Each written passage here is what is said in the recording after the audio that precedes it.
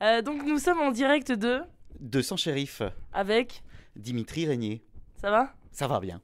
Et on va parler de... On va parler... Je fais que des textes à trous. Ah ouais, d'accord. Donc on va faire super rapide. Ouais. On va parler de Sans Shérif et on va Ouais. parler des Bouconautes. Ok. Bon alors, mais pour commencer, c'est quoi le collectif Sans Shérif? Petite blague avec le nom de la police. Voilà, bravo.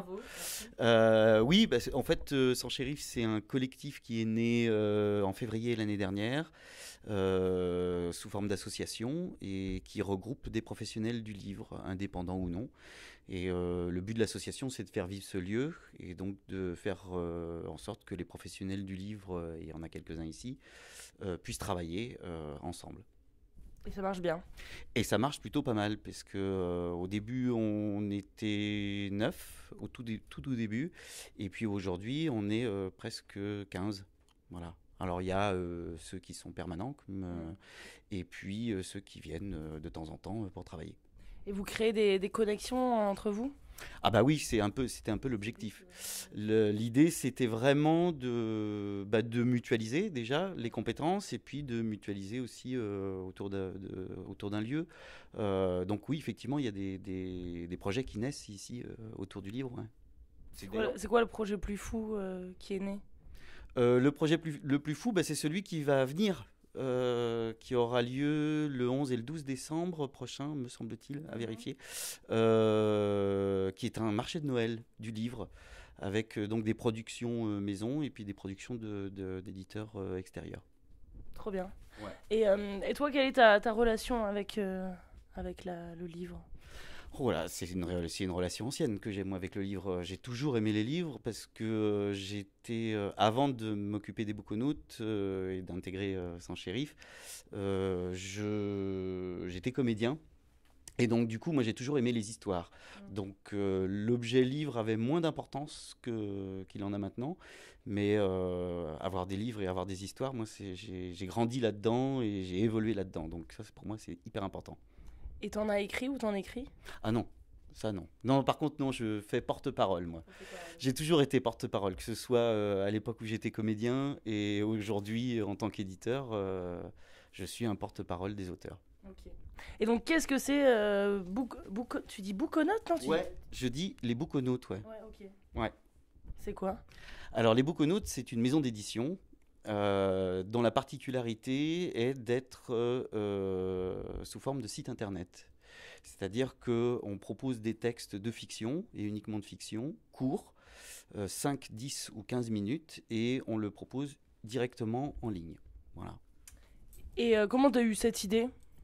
Oh, c'est une idée qui est assez ancienne, parce qu'en fait, moi, quand je l'ai évoqué la première fois, c'était avec un ami auteur, qu'on publie d'ailleurs, qui s'appelle Vincent Corlet.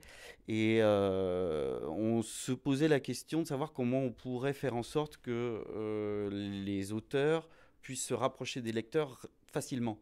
C'est-à-dire à la fois pour qu'eux puissent publier leurs textes, mais dans de bonnes conditions, et en même temps que les auteurs les lecteurs, puissent y accéder plus facilement. Et donc c'est comme ça qu'est né en fait les Bouconautes. Et tu sens que les gens, ils ont envie de lire des petites histoires comme ça? Bah écoute, en tous les cas, nous, on a encore pas beaucoup d'existence, hein, ça fait 1 mois et demi, presque 2 mois que... Bon anniversaire. Ouais, merci. Qu'on est en ligne. Mais oui, en fait, le constat, c'est quand on monte un projet comme celui-là, souvent il faut partir de ce qu'on est nous. Et moi, j'étais un lecteur un peu frustré de ne jamais avoir de quoi lire sur moi dans un transport en commun pendant une petite pause.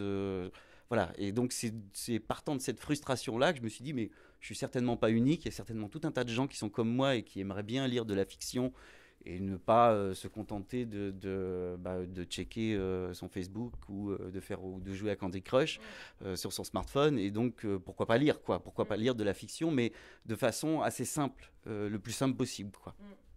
C'est aussi peut-être... parce que moi, je réfléchissais aussi quand j'ai découvert Bouconautes. Je me dis que c'est peut-être lié aussi avec notre rapport malsain au temps et qu'il y a peut-être plein de gens aussi qui disent « Ah, je peux pas me plonger dans un roman, j'ai pas le temps. » Et donc, peut-être une nouvelle façon de consommer la lecture. Ouais, Ou après, je me suis dit, l'autre phase, c'est de se dire peut-être que des gens ont envie de se replonger dans les petites histoires, les contes, comme quand on était enfant. Exactement. Mais je crois que c'est exactement ça. En fait, on est tous des grands malades avec notre gestion du temps. J'espère qu'on va guérir. Et j'espère qu'on va guérir. J'y travaille personnellement. Voilà. Et donc, je me dis que finalement, proposer d'abord du temps, c'était une façon possible de rentrer facilement dans une histoire. Donc on a fait ce découpage comme ça en trois tranches, 5, 10 ou 15 minutes. Mais l'envie de fiction, je crois qu'on l'a tous. Et les Bouconautes, finalement, c'est un moyen, on va dire, de rapprocher les gens de la fiction. Et puis c'est un truc qu'on a tous depuis qu'on est tout petit. Donc il n'y a pas de raison qu'on n'ait pas envie d'en profiter, même au quotidien. Et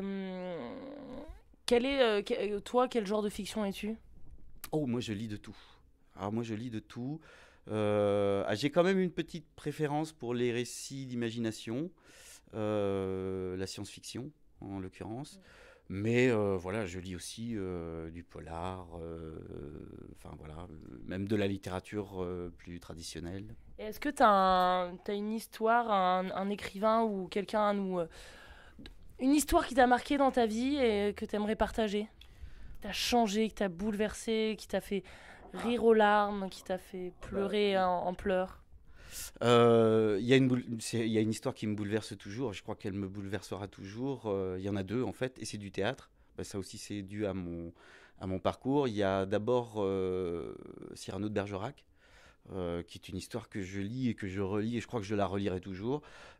Enfin, voilà, c'est un truc qui me touche terriblement.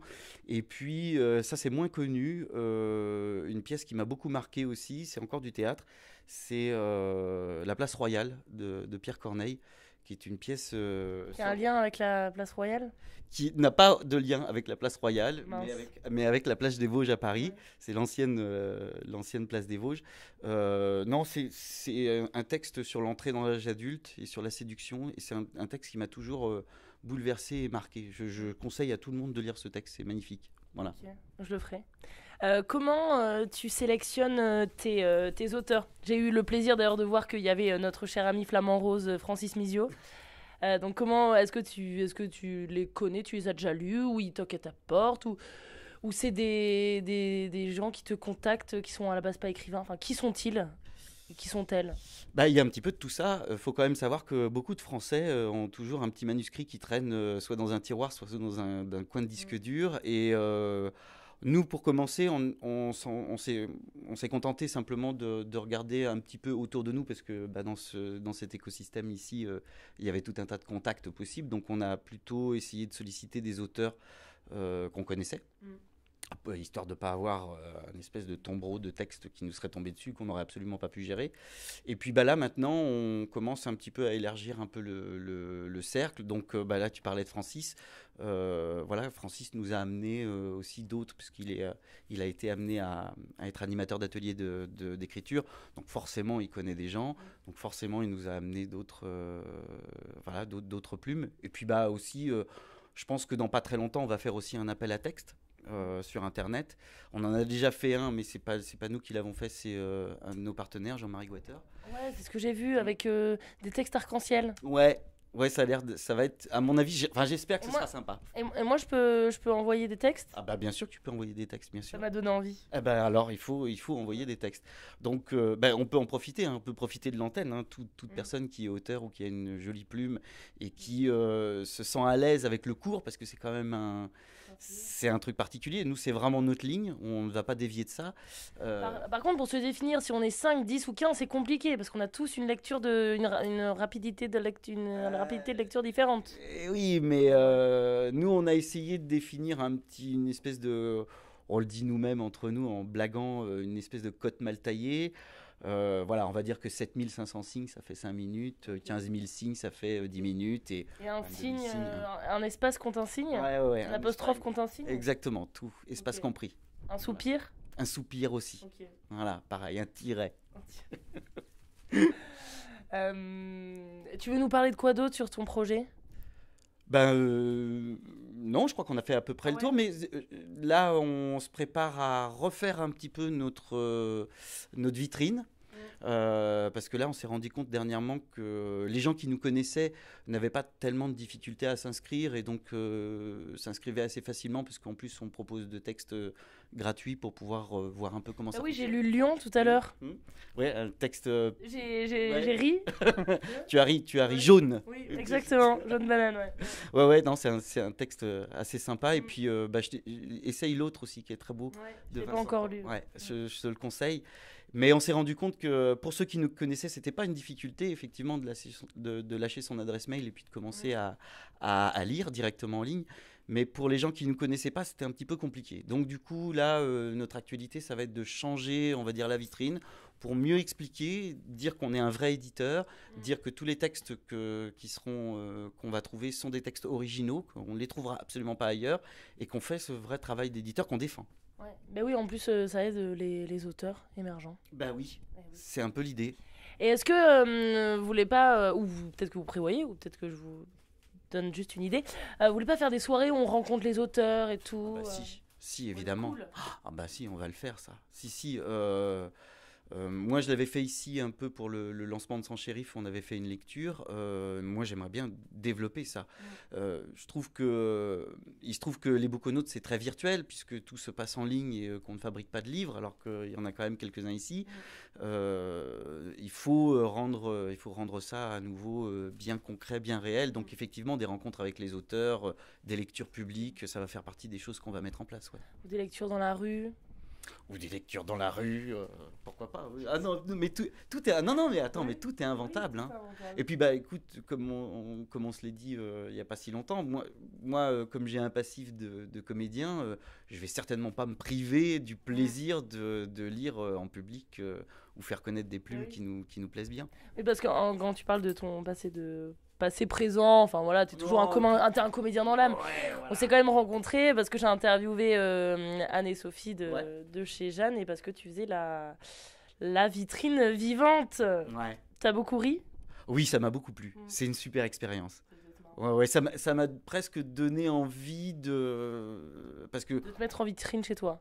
Pourquoi pas, mais en tous les cas de revenir, pourquoi pas de temps en temps à faire un peu de spectacle. Ouais.